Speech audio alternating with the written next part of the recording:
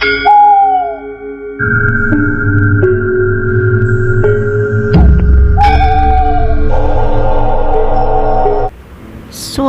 air kran yang tak dimatikan dari arah kamar mandi membuat Helene yang baru saja pulang menjadi geram. Mematikan kran air setelah digunakan itu apa harus diajari juga?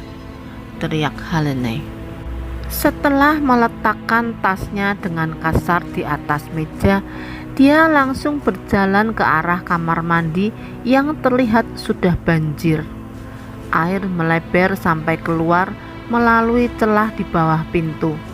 Padahal kamar mandi di rumah itu dibuat lebih rendah dari lantai dapur dan juga memiliki pembatas yang lumayan tinggi.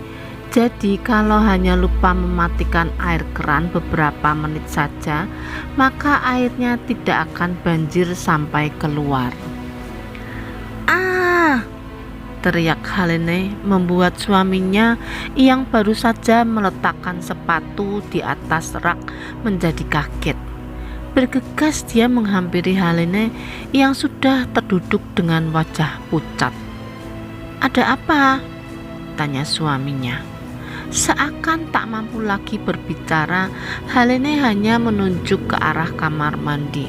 Saat suaminya membuka pintu kamar mandi itu, terlihat sesosok tubuh sudah terbaring tak berdaya di sana. Di pergelangan tangannya terlihat luka sayatan yang sudah tak lagi mengeluarkan darah.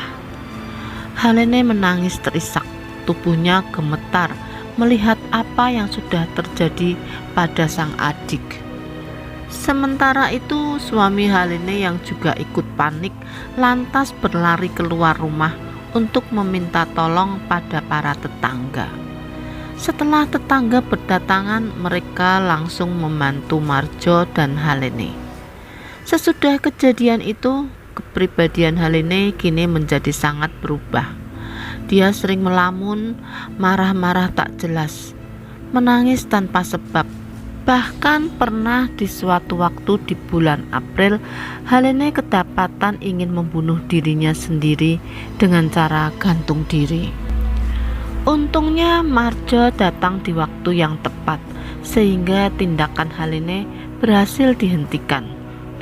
Tidak lama setelah itu, Helene mendapatkan kabar bahwa ibunya meninggal karena kecelakaan saat pergi ke pasar bersama bibi Helene. Tidak hanya ibunya, bibinya yang sempat dibawa ke rumah sakit pun ternyata juga meninggal beberapa saat setelah sampai di rumah sakit. Dengan kepergian ibunya, hidup Helene semakin terpuruk, ditambah perasaan aneh yang ia rasakan selalu muncul saat ia sendirian. Perasaan sedih dan kalut yang teramat sangat membuatnya selalu ingin mengakhiri hidupnya. Juni 2004, Helene lagi-lagi mendapat kabar duka. Dua keponakannya yang berusia 12 dan 7 tahun meninggal karena terserang muntaber. Di tahun itu satu persatu anggota keluarga besarnya mati dengan berbagai macam sebab. Entah apa ini hanya kebetulan saja atau ada sesuatu yang besar di balik semua tragedi ini. Helene mulai bertanya-tanya tentang semuanya pada dirinya sendiri.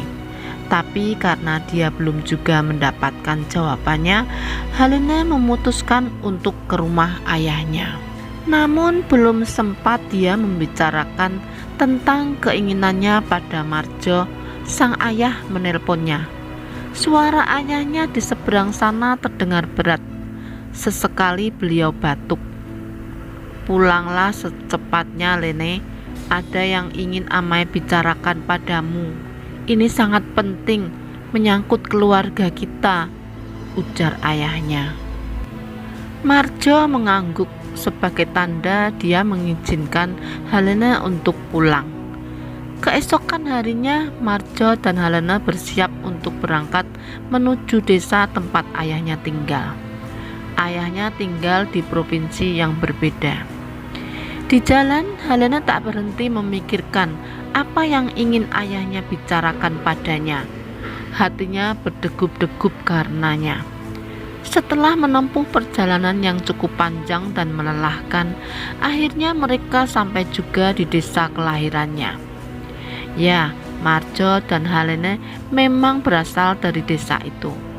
Mereka berdua sama-sama anak dari orang terpandang di sana. Dari sekian banyak muda-mudi desa, hanya merekalah yang mampu bersekolah hingga ke perguruan tinggi. Keduanya turun dari mobil. Helena menghela napas panjang saat melihat rumah masa kecilnya itu. Rumah besar bercat pink tersebut kini sepi dan tampak tak terurus. "Masuklah," tegur ayahnya dari depan pintu.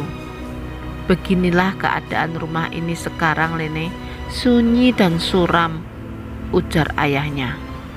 "Bagaimana kabar kalian?" lanjut ayahnya dengan mata yang bergantian menatap anak dan menantunya tersebut. "Seperti inilah, Mai, raga dalam keadaan sehat, tapi hati dan pikiran rasanya kacau sekali." Amai terlambat menyadari. Andai Amai lebih awal sadar, mungkin keluarga kita masih lengkap, ujar ayahnya yang membuat Helena mengerutkan alisnya. "Maksud Amai?" tanya Helena. "Keluarga kita disantet," jawab ayahnya membuat Helena melotot. "Santet?" Ayahnya mengangguk. Jantung Helena berdegup dengan kencang. "Bagaimana Amai tahu?" tanya Marjo. "Lihatlah ini, Nak. Aku menemukannya sehari sebelum aku menelpon kalian," ujar ayahnya memperlihatkan sesuatu yang berada di dalam ember. "Apa ini, Mai?" tanya Helena. "Aku yakin ini tanah kuburan. Kalau ini sepertinya tulang kucing, dan yang itu aku tidak tahu akar tanaman apa itu," ujar ayahnya mencoba menjelaskan. Sulit dipercaya, tapi kejadian demi kejadian yang terjadi pada keluarga kita ini membuat aku yakin kalau santet itu benar-benar ada. Dan benar kata Amai, keluarga kita hendak dimusnahkan melalui santet. Sekarang hanya ada Amai dan kau, Lene. Hanya kita berdua yang tersisa. Aku bersumpah akan membalas semuanya pada orang yang telah menyantet habis keluarga kita. Amai tahu siapa dalangnya." Ayahnya terlihat diam untuk beberapa saat. Kemudian dia menghela napas panjang. "Amai yakin dia orangnya." "Siapa, Mai?" tanya Helena. "Lapu Kamboy," ujar ayahnya menyebutkan sebuah nama yang membuat Helena ternganga. "Hah?" Marjo pun ikut kaget mendengar sebuah nama yang disebutkan oleh ayah mertuanya tersebut. Bagaimana tidak, sebab Lapu Kamboy adalah rekan bisnis ayah mertuanya itu. "Kenapa dia melakukan itu, Mai? Apa alasannya? Bukankah dia itu yang membantu bisnis Amai?" tanya Helena seakan tak percaya. "Yang aku tahu Lapu Kamboy lah yang melakukan santet ini, tapi aku yakin dia melakukannya karena terdesak. Dan ada dalang yang jauh lebih kuat lagi di balik Lapu Kamboy," ujar ayahnya dengan gigi bergemeretak. Helena bergedik ngeri. Seberapa kuatkah dalang itu hingga mampu membuat Lapu Kamboy yang dikenal sebagai orang baik itu sanggup melakukan santet untuk membunuh keluarga sahabatnya sendiri? "Aku tidak akan melepaskan mereka. Akan kubabat sampai ke akar-akarnya," ujar ayahnya dengan raut wajah penuh kebencian. "Haruskah, Mai? Bagaimana kalau sesuatu terjadi pada Amai?" "Amai akan menyelidiki lebih dulu supaya kita tahu siapa orang yang membuat Lapu Kamboy berkhianat. Bila Amai sudah mengetahuinya, maka barulah kita akan melakukan rencana selanjutnya," dan rencana itu Amai membutuhkan bantuanmu. Helene terdiam. Ini terlalu berbahaya, pikirnya. Apa rencana Amai? Tanya Helene. Ayahnya menatap Helene yang tampak gelisah. Dia memaparkan rencana yang membuat Helene langsung menolak. Tidak, Mai, itu terlalu berbahaya, ujar Helene. Lene, apa kau tak berpikir bagaimana sakitnya keluarga kita?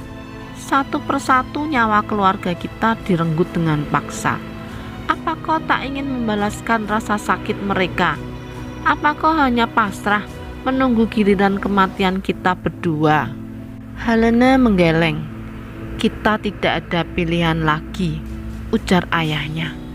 Semilir lembut angin mengundang rasa kantuk pada Helene dan Marjo yang saat itu sedang berada di perkebunan karet. Perkebunan karet yang mempunyai luas berhektar-hektar itu adalah milik keluarganya.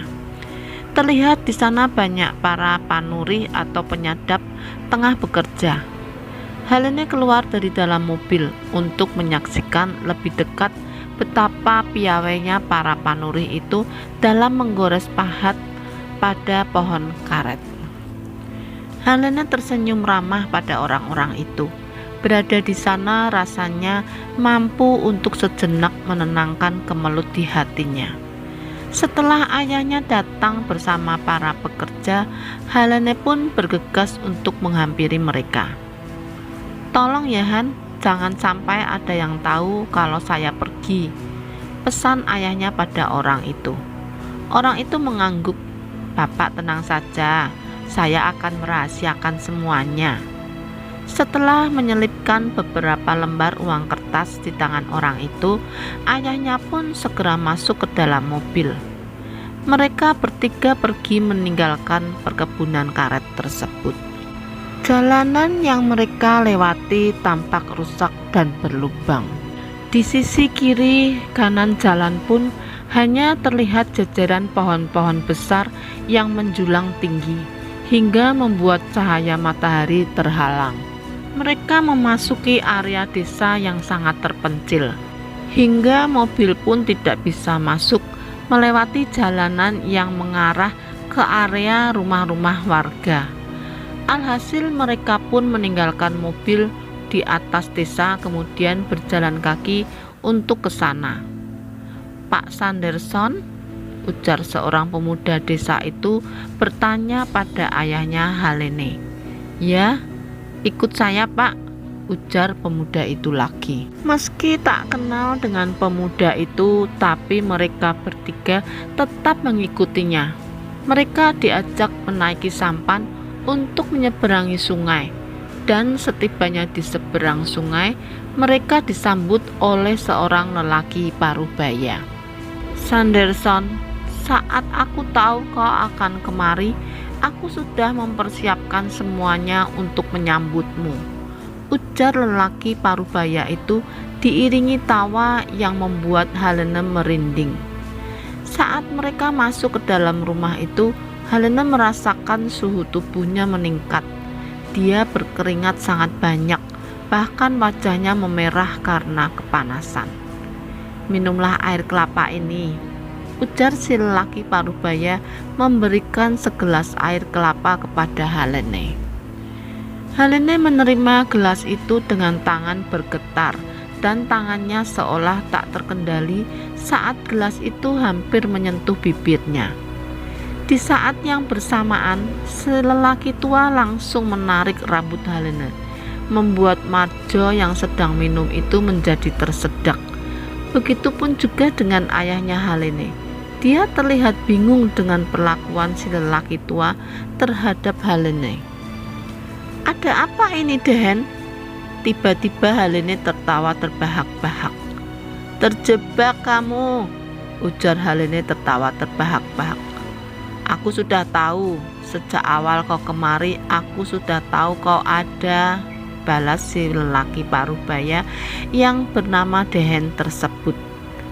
Helene mengerang ketika air kelapa itu disiramkan ke atas kepalanya, dan beberapa saat kemudian Helene tak sadarkan diri. Apa anakku akan baik-baik saja? Tanya ayahnya Helene. Aku tidak yakin sebab tubuhnya sudah diambil alih sepenuhnya oleh sosok ohang peliharaan yang dikirim oleh Lapu. Tampak jelas raut kesedihan dari Marjo dan Pak Sanderson setelah mendengar jawaban dari Ongko Dehen. Rintik hujan di luar terdengar semakin lebat. Suasana di luar yang gelap gulita dan hanya dikelilingi oleh pepohonan membuat nyali Marjo menciut. Terlebih ketika ayah mertuanya dan Ongko Dehen pamit keluar entah kemana. Untungnya keadaan Helene cukup tenang setelah disiram dengan air kelapa tadi, dan Marjo pun bisa untuk mengistirahatkan matanya. Saat ia sudah terlelap, Marjo dibangunkan oleh kedatangan ayah mertuanya dan Ongko Dehen. "Lene kemana, Jo?" tanya Pak Sanderson bingung ketika melihat Helene sudah tidak ada di sana. "Hah? Loh? Tadi istriku masih tidur di sini," ujar Marjo. "Dia tidak akan jauh dari sini karena area rumahku ini sudah kupagari," ujar Ongko Dehen lantas kembali keluar rumah untuk mencari keberadaan Helene. "Dehen, kami ikut ya," ujar Pak Sanderson. Ongko Dehen mengangguk, lalu mereka bertiga pun mulai menyusuri area sekitar untuk mencari keberadaan Helene. Tapi rupanya benar yang dikatakan oleh Ongko Dehen, sebab tidak seberapa jauh mereka menemukan Helene yang sudah tergeletak tak sadarkan diri. "Dehen, sebenarnya aku bingung dengan anakku. Kenapa sampai tubuhnya dikuasai makhluk itu? Apa sebenarnya yang mereka inginkan?" tanya Pak Sanderson ketika mereka sudah sampai di rumah. "Ini masih ada hubungannya dengan usahamu. Usahamu itu maju. Saat ini banyak kan yang berbondong-bondong ingin bekerja sama denganmu, dan beberapa di antaranya ialah yang mengarahkan Lapu Komboy untuk menyantet keluargamu. Mereka ingin kalian semua mati, hingga yang tersisa hanyalah anakmu itu. Dan karena anakmu sudah dikuasai makhluk peliharaan mereka, tentu akan jauh lebih mudah untuk mengambil alih semua usahamu. Kau tahu siapa saja orang-orang itu selain Lapu Komboy?" Ongko Dehen tertawa. Mata tuanya menatap lekat pada Pak Sanderson. "Kalau ku beritahu, kau pasti akan terkejut." Pak Sanderson mengerutkan alisnya. "Siapa, Dehen?" tanya Pak Sanderson penasaran. "Bajo, Naun, dan Ugang. Merekalah dalang yang sesungguhnya di balik ini semua." Pak Sanderson tampak lemas mendengar nama-nama yang disebutkan oleh Ongko Dehen. "Kau kaget bukan? Hahaha, mereka itu seperti bunglon, pintar dalam berkamuflase. Aku ingin mereka merasakan apa yang keluargaku rasakan. Den, aku mohon bantuanmu," ujar Pak Sanderson tampak berapi-api. "Kau tenang saja, aku pasti akan membantumu." "Tapi Helene bagaimana? Bagaimana nasibnya, Den? Sekarang ini hanya dia yang aku miliki. Hanya dia keluargaku satu-satunya. Aku tidak ingin dia mati seperti adik dan inainya, seperti keluarga kami yang lain. Kita hanya perlu memutarbalikkan keadaan ini dan membuat mereka terjebak dalam perangkap yang kita buat. Dan setelahnya aku bisa mengambil alih ohang itu dan memerintahnya untuk berbalik menyerang tuannya," ujar Ongko Dehen. Marjo yang sedari tadi hanya mendengarkan, kini dia mulai ikut berbicara. "Kalau ada yang bisa saya bantu, katakan saja. Saya akan melakukan apapun demi istri saya," ujar Marjo. "Kau tak perlu terlibat dalam rencana ini, tapi tetaplah kau di samping istrimu. Jaga dia hingga semua rencana kami berhasil," ujar Ongko Dehen. Marjo mengangguk. Tiba-tiba Helene terbangun. Suaranya terdengar parau. "Sakit sekali," rintihnya. Untuk sementara ini kau jangan tertipu dengan tipu daya Ohang yang saat ini berada di dalam tubuh istrimu. Dia akan melakukan apapun agar bisa terbebas dari sini. Karena saat berada di sini dia benar-benar terkurung dan tak akan bisa keluar melewati pagar yang telah kupasang. Tapi apa istriku akan baik-baik saja diikat seperti ini? Ini semua demi kebaikan kita, demi keselamatan kita. Ohang yang berada di tubuh istrimu akan membunuh kita jika ada sedikit saja kesempatan. Marjo menghela napas panjang. Dia menatap wajah istrinya. Mata dan kulit wajah Helene tampak masih merah. Bebauan dupa dan kemenyan bercampur aroma wangi bunga-bungaan tercium dari arah sebuah ruangan kamar yang baru saja dimasuki oleh Ongko Dehen dan Pak Sanderson. Suara rapalan mantra dari dalam ruangan itu membuat Marjo bergidik. Sayang, kaki dan tanganku sakit. Tolong lepaskan ikatan ini, ucap Helene yang langsung membuat Marjo terlonjak kaget. Marjo mencoba untuk mengacuhkan Helene. Dia sedikit menjauh untuk memberi jarak. Takut kalau sampai Helene akan melakukan seperti apa yang dikatakan oleh Ongko Dehen sebelumnya. Brak! Suara sesuatu seperti mendarat di atas atap. Di tengah suasana tak nyaman itu, Marjo mencoba untuk membayangkan segala sesuatu yang indah dan lucu untuk menghilangkan rasa takutnya. Namun semakin dia mencoba, Marjo malah dibuat lebih kaget lagi kala mendengar suara Helene yang terdengar berbeda. Lepaskan aku! Marjo memalingkan wajahnya ke arah dinding, berusaha untuk menghindari tatap-tatapan mata dengan Helene. Namun begitu ia memejamkan mata, sesosok wanita gundul dengan payudara menggelambir hingga ke betis. Wajahnya menyeringai dan dari matanya keluar cucuran darah berwarna hitam. Terlihat sangat jelas, dan ketika Marjo membuka mata, bayangan sosok menyeramkan itu langsung menghilang. Sekali lagi Marjo harus dibuat panik kala melihat Helene mulai berbuat sesuatu yang membahayakan dirinya sendiri. Helene terus menggigit lidahnya hingga darah mulai keluar dari luka gigitan itu. Marjo langsung mendekat dan berusaha membuka mulut Helene agar lidah istrinya tersebut tidak putus. Namun kini gantian tangan Marjo yang digigit keras oleh Helene, sampai-sampai membuatnya berteriak kesakitan. Dalam keadaan seperti itu, Marjo berusaha untuk melepaskan gigitan Helene dari tangannya. Kali ini ia menggunakan kain untuk menyumpal mulut Helene supaya tidak menggigit lidah lagi. Dan setelah beberapa saat, Marjo pun berhasil. Dia melihat luka gigitan di tangannya yang terus mengeluarkan banyak darah. Marjo tersadar, tubuhnya lemas setelah mendapat gigitan dari Helene. Darah dari lukanya itu masih terus keluar menetes di lantai rumah. Tiba-tiba rumah itu bergoyang seperti terkena angin puting beliung. Namun kejadian aneh itu hanya berlangsung selama beberapa detik saja, yang dimana ketika Marjo menghela napas, lagi-lagi ia dikagetkan dengan suara seperti angin ribut dari atas rumah. Diiringi dengan suara-suara menggeram aneh dan tawa cekikikan dari arah luar.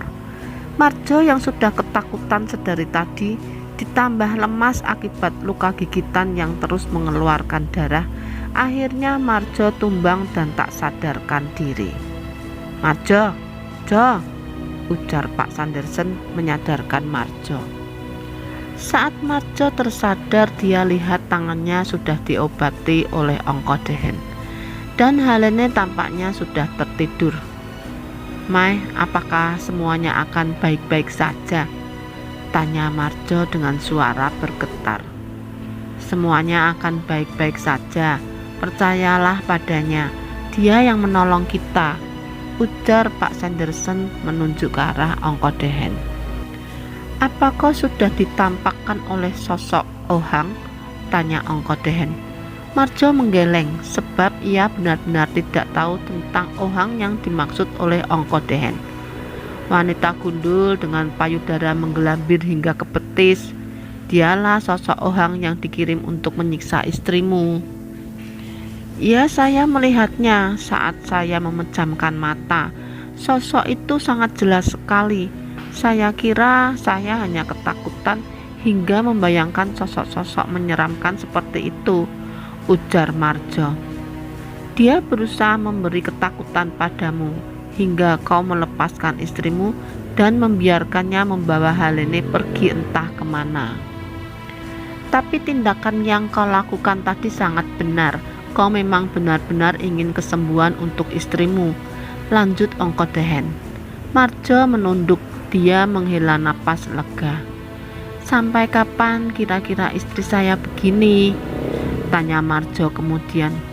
"Sampai kita berhasil membabat habis orang-orang itu," ujar Ongkodehen terdengar sangat bernafsu. Suasana rumah mewah yang keseluruhannya dibangun menggunakan kayu ulin tersebut nampak lengang.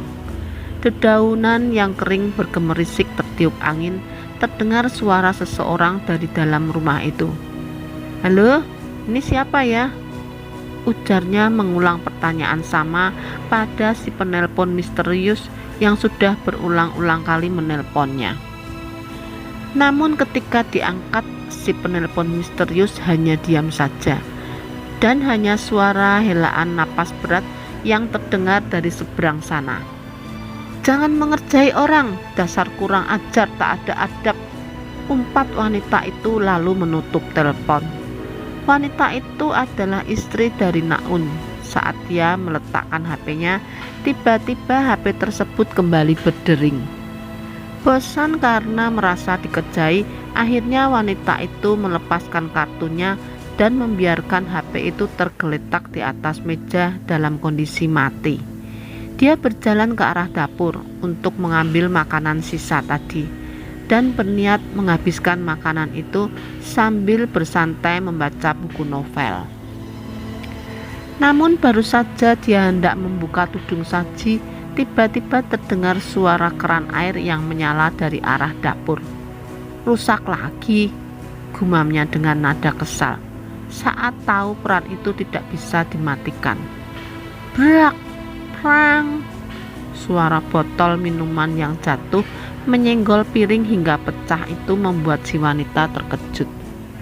"Ada-ada saja," gerutunya lalu membereskan pecahan piring tersebut.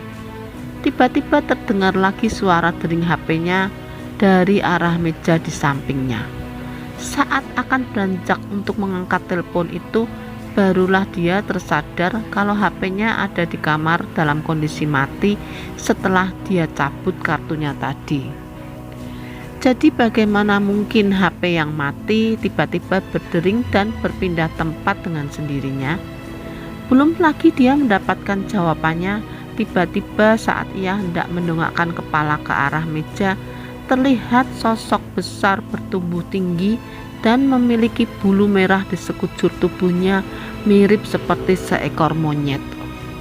Sosok itu menyeringai memperlihatkan giginya yang tajam penuh dengan darah. "Ah!" teriak wanita itu ketakutan. Dia mencoba berlari menghindari sosok itu. Namun kemanapun dia berlari, sosok tersebut bisa menemukannya. Sementara dia masih terus berlari menyelamatkan diri dari kejaran sosok makhluk itu, dari arah luar rumahnya terlihat sebuah kendaraan roda 2 datang memasuki halaman. Pemuda itu mengeluarkan kunci rumah dari sakunya, dan setelah pintu terbuka, dia pun masuk ke dalam rumah dengan tenang. Namun ketika dia hendak masuk ke dalam kamarnya, pemuda itu terlihat bingung dengan noda darah di gagang pintu. Dia masuk ke dalam kamar dengan penuh kewaspadaan, takut kalau-kalau rumahnya dimasuki oleh perampok. Ia melihat ke sekeliling kamar, namun tak ada apapun yang mencurigakan. Semua barang masih tersusun rapi di tempatnya semula. Namun saat ia duduk di atas ranjangnya, Tiba-tiba sebuah tangan mencengkeram kakinya dengan sangat kuat. "Shh, jangan berisik, dia ada di luar," ujar si wanita ketika pemuda itu melihat keranjang bawah. "Ini sedang apa di bawah situ?" tanya pemuda itu yang ternyata merupakan anak dari si wanita. "Shh, jangan berisik, cepat sembunyi. Kau dengar suara itu? Dia masih ada di luar," ujar ibunya terlihat sangat ketakutan. "Dia siapa, Nay? Tidak ada siapa-siapa di sini. Sebaiknya sekarang Inai keluar. Aku sedang tidak ingin bergurau. Aku tahu Inai hanya ingin mengerjaiku, kan?" Tiba-tiba ibunya berteriak ketakutan hingga membuat pemuda itu kaget. Merasa ibunya hanya mengerjainya, akhirnya pemuda itu keluar dari kamar dan membiarkan ibunya yang masih berteriak ketakutan di bawah ranjang. Namun hal yang sangat aneh mengerikan terjadi. Baru saja si pemuda membuka tudung saji, tiba-tiba terdengar suara teriakan kesakitan dari dalam kamarnya. Ketika ia mencoba mengacuhkan suara ibunya itu, tapi lagi-lagi suara jerit kesakitan terdengar. Akhirnya dia kembali ke dalam kamar untuk menegur ibunya yang masih ia anggap bergurau tersebut. Akan tetapi ketika pintu kamar dibuka, ia disuguhkan dengan pemandangan mengerikan. Darah berceceran di lantai kamar dan ibunya sudah tak sadarkan diri dengan gunting yang masih berada di genggamannya. Tentu saja dia sangat kaget, panik dan ketakutan melihat keadaan ibunya yang sudah seperti itu. Sementara di tempat lain, senyum puas terlihat dari Pak Sanderson kala menerima panggilan dari seseorang. "Bagaimana?" tanya Ongko Dehen. Pak Sanderson mengangguk, sementara Marjo yang melihat mereka hanya terdiam karena tak tahu apa yang sedang ayah mertuanya bicarakan. "Satu persatu sampah sudah kita singkirkan," ujar Pak Sanderson. "Ya, tinggal sapu habis sampah-sampah yang lain," sahut Ongko Dehen tertawa. Keduanya tertawa, tawanya begitu puas terdengar. "Naun sudah mati," ujar seorang laki-laki berbadan besar dengan kumis tebal menghiasi atas bibirnya, yang tak lain merupakan seseorang bernama Baju. "Bagaimana dengan ohangmu?" ujar lelaki bertubuh kurus yang memiliki bercak-bercak seperti bekas cacar di wajahnya. "Tidak pernah pulang. Kurasa Sanderson sudah tahu dan mulai mengincar kita untuk membalas dendam," ujar Pak Baju terlihat panik. "Kalau begitu kita harus melakukan sesuatu agar keluarga kita tetap aman. Ya, secepatnya kita harus melakukan perlawanan." Malam itu di sebuah rumah kecil terlihat 3 orang yang tengah duduk bersila. Di hadapan mereka tersusun rapi berbagai macam barang yang digunakan untuk ritual. Aku tidak bisa melihat mereka. Orang yang menolong Sanderson pasti memiliki ilmu tinggi. Tidak mudah melawan mereka, karena kita saat ini seperti diserang kawanan kelelawar dalam kegelapan. Kita tidak bisa melihat mereka, tapi mereka bisa melihat kita dengan jelas, ujar lelaki tua itu. Pak Bajo dan Pak Ugeng tampak panik mendengar ucapan orang itu. Apa tidak bisa kalau kita melakukan hal serupa? Buat agar kita tidak terlihat oleh mereka, jadi mereka tidak akan bisa menyerang kita, ujar Pak Ugeng. Lelaki tua itu terdiam. Beberapa saat kemudian dia menggeleng. "Kau tidak bisa lepas tangan begitu saja. Kau harus buat Sanderson mati," ujar Pak Bajo. Pertemuan mereka malam itu diakhiri dengan perdebatan besar antara mereka yang saling menyalahkan. Dan tepat di malam itu juga anak dan istri Pak Bajo mengalami kecelakaan tunggal saat akan pulang ke rumah mereka. Tak ada yang selamat dalam kecelakaan itu. Istrinya meninggal di tempat kejadian, sementara anaknya meninggal dalam perjalanan menuju ke rumah sakit. Pak Bajo dan Pak Ugeng semakin panik. karena satu persatu keluarga mereka mulai terkena imbasnya. Sementara itu, Lapu Kamboy yang sudah mengetahui hal itu mulai membuat benteng diri dan keluarganya agar terhindar dari balas dendam Pak Sanderson. Sampah-sampah itu terlihat semakin menjijikkan, ujar Pak Sanderson. Maaf sebelumnya, Ngko, tapi bagaimana dengan istri saya? Apakah istri saya bisa secepatnya terbebas dari ohang tersebut? Tanya Marjo. Sebentar lagi, di saat Bajo mati, maka ohang miliknya ini akan mudah kita kendalikan, ujar Ongko Dehen. Marjo menghela napas panjang selama berada di rumah Ongko Dehen tersebut. Marjo benar-benar tak bisa tidur dengan nyenyak. Dia selalu ketakutan setiap saat. Takut dengan berbagai macam hal yang ia sendiri sulit untuk menjelaskannya. Ampun, tolong, jangan bunuh aku, ujar Pak Bajo seraya mengangkat kedua tangannya tinggi-tinggi. Makhluk yang sama dengan yang mengganggu istri Naun terlihat menyeringai dengan mulut yang meneteskan darah menatap Pak Bajo. Saat makhluk itu bergerak, Pak Bajo yang ketakutan itu pun langsung berlari. Namun orang-orang di sekitarnya tak ada yang melihat sosok tersebut. Pak Bajo sampai menangis karena ketakutan. Sejak kapan dia mulai bertingkah seperti ini? Terakhir aku bertemu dengan Bajo beberapa hari lalu, dia masih baik-baik saja, ujar Pak Ugang yang saat itu menjenguk sahabatnya tersebut. Setelah pemakaman anak dan istrinya, dia jadi begitu, ucap salah satu kerabat Pak Bajo. Mendengar jawaban itu Pak Ugang terdiam, namun tiba-tiba Pak Bajo berusaha melukai dirinya sendiri, yang beruntungnya tindakannya tersebut langsung dicegah oleh keluarganya. Akhirnya Pak Bajo dipasung agar tidak melukai dirinya sendiri ataupun orang lain. Akan tetapi tak sampai 24 jam Pak Bajo ditemukan meninggal dunia dalam keadaan masih terpasung. Lagi-lagi Pak Sanderson dan Ongko Dehen tertawa puas. Dan benar saja, malam itu setelah kematian Pak Bajo, ohang yang berada di dalam tubuh Halene berhasil dikendalikan oleh Ongko Dehen. Dan ohang itu pun diperintahkan untuk menyerang keluarga Ugang. Matahari pagi itu bersinar cerah. Senyuman di wajah Halene, Marjo, dan Pak Sanderson yang tengah menikmati suasana pagi itu terlihat begitu puas. Kapan kita pulang, Mai? Tanya Halene. Sebentar lagi, jawab Pak Sanderson masih dengan bibir yang tersenyum.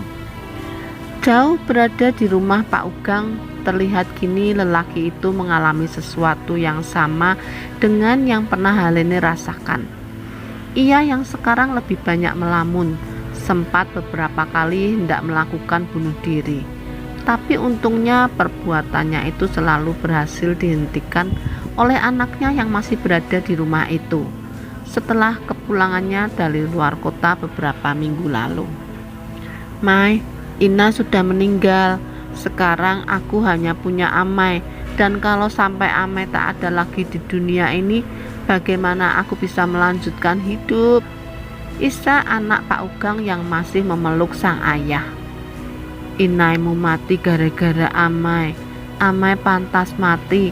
Amai pantas mati.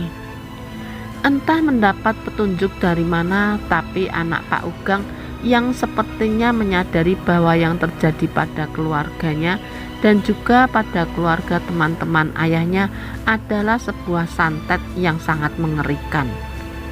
Kau bisa bantu aku kan? Tanya anak Pak Ugang pada salah satu temannya. Pasti, aku akan membantumu. Ia dan temannya berencana untuk mencari seseorang yang bisa memusnahkan santet yang sekarang sedang menyerang keluarganya itu.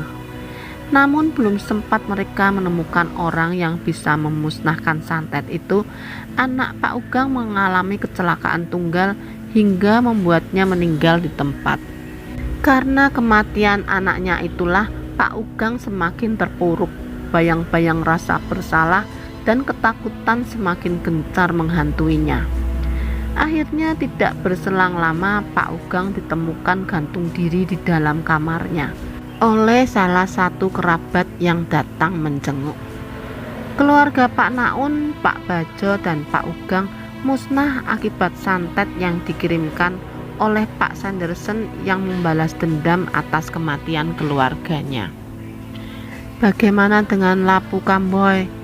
tanya Ongko Dehen. "Biarkan saja dulu dia merasa aman untuk sementara, karena aku tidak ingin dia mati dengan cepat. Aku ingin dia tersiksa dulu. Kau paham maksudku kan?" Ongko Dehen mengangguk sambil terus menghisap rokoknya. Aroma tembakau linting memenuhi ruangan itu. Lapu Kamboy yang merasa aman-aman saja lantas mulai berpikir bahwa perlindungannya sangat kuat hingga Pak Sanderson dan dukunya tidak bisa untuk menembus. Karena pikirannya itulah Lapu Kamboy mulai bekerja seperti biasa. Dia juga membolehkan keluarganya untuk melakukan aktivitas di luar rumah. Hingga akhirnya 3 hari setelah itu satu persatu keluarganya mulai berjatuhan. Dimulai dari anaknya yang meninggal karena tenggelam di sungai. Padahal anaknya itu sangat pandai berenang, hingga rasanya ia tak mungkin tenggelam dengan keadaan sungai yang tidak begitu dalam alias dangkal. Lapu Kamboy terguncang, dia selalu bersedih dan melamun setelah kematian anak kesayangannya itu. Tak mau keluarganya yang lain ikut menjadi korban, akhirnya Lapu Kamboy memutuskan untuk menemui Pak Sanderson. "Aku bersalah, Son. Aku sudah mengkhianati persahabatan kita. Aku minta maaf. Kalau kau ingin aku mati, bunuhlah aku, Son. Tapi tolong jangan kau bunuh keluargaku." Isak Lapu Kamboy bersujud di kaki Pak Sanderson. Pak Sanderson hanya terdiam saja. Dia tak berbicara sepatah kata pun. Yang dimana diamnya Pak Sanderson itu membuat Lapu Kamboy emosi. Namun saat Lapu Kamboy berbicara kasar dan mengumpat padanya, Pak Sanderson hanya tersenyum. Dia seakan tak menanggapi, hingga tiba-tiba Lapu Kamboy terdiam kala menerima panggilan telepon. Raut wajahnya seketika berubah. Anak dan istrinya kini sudah tidak ada lagi. Lapu Kamboy yang tidak ingin menjadi korban santet selanjutnya kemudian memutuskan untuk mengakhiri hidupnya.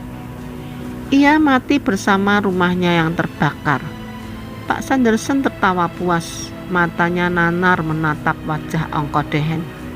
"Terima kasih, Dehen, berkat kau aku bisa membalas dendam untuk keluargaku," ucap Pak Sanderson. "Aku dan kau sudah lama berteman, tak perlu kau ucapkan terima kasih padaku. Anggap saja apa yang kulakukan ini untuk keluargaku." Pak Sanderson tersenyum. Dia memberikan sertifikat kebun karetnya pada Ongko Dehen. "Ambillah, ini ku hadiahkan untukmu, untuk persahabatan kita." "Sanderson, bawalah kembali sertifikat ini bersamamu. Lagi pula mau ku apakan kebun karet itu? Kebun karetku di sini saja banyak yang terurus." Kini kebahagiaan kembali menyelimuti keluarga Pak Sanderson, walaupun keluarga mereka sudah tidak lengkap lagi. Kini Marjo dan Helena memutuskan untuk tinggal di rumah sang ayah agar ayahnya tidak lagi merasakan kesepian. Sekian ceritanya teman-teman, terima kasih yang sudah menonton. Jangan lupa di subscribe, komen, dan share ya.